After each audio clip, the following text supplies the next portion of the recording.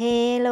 สบายดีทุกคน อันนี้จะเป็นผักซุปที่แม่แก้วไปเก็บแต่มื้อนั้นพู้นแหละ ไปเก็บมามื้อนั้นซั่วกลับมาฮอดเรือนก็ค่ำก็มืดก่อน ก็เลยยังบ่ทันได้เฮ็ดเนาะมื้อนี้ก็เลยเอาออกมาเฮ็ดซะ เพราะว่าเก็บไว้หลายมื้อหลายวันมันสิบ่แซ่บหั้นน่ะสำหรับผักที่ไปเก็บมามื้อนั้นเนาะก็ได้มาอยู่หลายอย่างรวมกันแล้วก็บ่แม่น10กว่าชนิดพู้นซ้ำบ่จักนี่นะเวลาเฮ็ดซุปผักเนาะมีผักหลายๆอย่างรวมกันแบบนี้แหละมันจึงมีความแซ่บดีโดยเฉพาะก็แม่นผักพื้นบ้านที่เกิดเองตามธรรมชาติของมันแบบนี้นำมาเฮ็ดแห้งมีความแซ่บความหอมสุดๆเลยแหละจำพวกผักหญ้าควยผักขี้ส้มผักกาดหองผักนอกผักกานตัน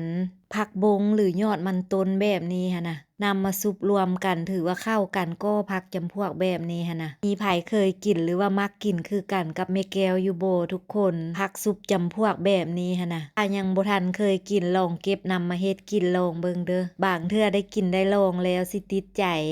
ยังซอกเก็บซอกกินได้ง่ายๆตามบริเวณอ้อมแอมเรือนซานบ้านซ่องหรือตามสวนผักเวลาที่เฮาเฮ็ดสวนผักแล้วมันจะมักเกิดเองของมันหั่นน่ะหลังจากที่ไปเก็บมาแล้วเฮาก็นำมาล้างน้ำทำความสะอาดดีๆก่อนหลังจากนั้นก็นำมาลวกหรือว่านำมาต้มในน้ำร้อนเนาะลวกหลังจากกะว่าได้แล้วก็คีบหรือว่าตักออกปะใส่ชามไว้เพื่อให้มันระบายความร้อนออกระยะที่โลท่าพักเย็นเนาะเฮาก็กะเกี่ยมเอาเครื่องหอมนำไปมุกไปจี้ไฟสำหรับเครื่องหอมก็จะมีจำพวกขิงข่าผักบัวหัวผักเทียมพอจี้สุกดีแล้วก็นำมาตำให้แหลกละเอียดดีก็นำมาใส่ผักที่เฮาลวกเตรียมไว้นั้นได้เลยทำด้วยการใส่เครื่องปรุงรสด้วยเกลือแป้งนัวแล้วก็มักเผ็ดลงไปส่วนปลาแดกก็คือแม่แก้วจะบ่ได้ใส่ลงไปเลยเนาะถ้าผู้ใดมักก็สามารถใส่ปลาแดกหรือว่าน้ำปลาลงไปนำก็ได้แต่สูตรของแม่แก้วเฮ็ดแต่ละครั้งก็บ่ค่อยได้ใส่เนาะเพราะแม่แก้วคิดว่าใส่แต่เกลือกับแป้งนัวลงไปมันก็มีความแซ่บดีแล้วหั่นน่ะหลังจากซาวไป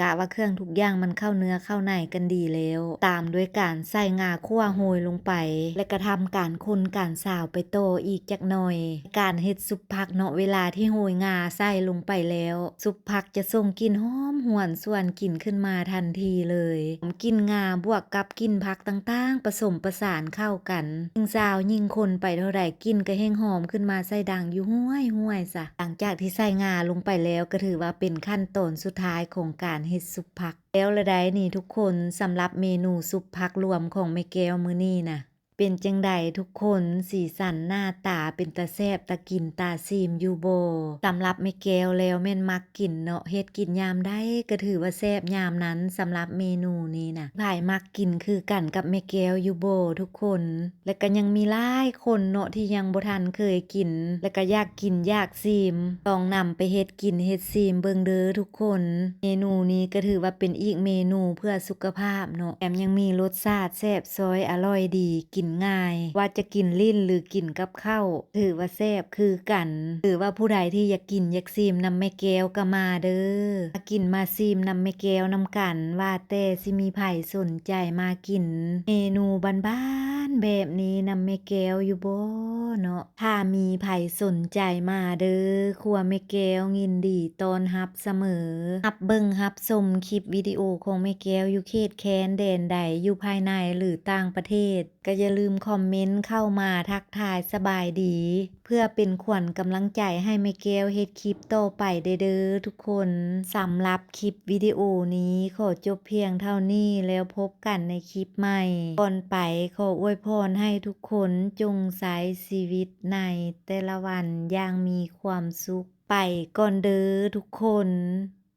บ๊ายบาย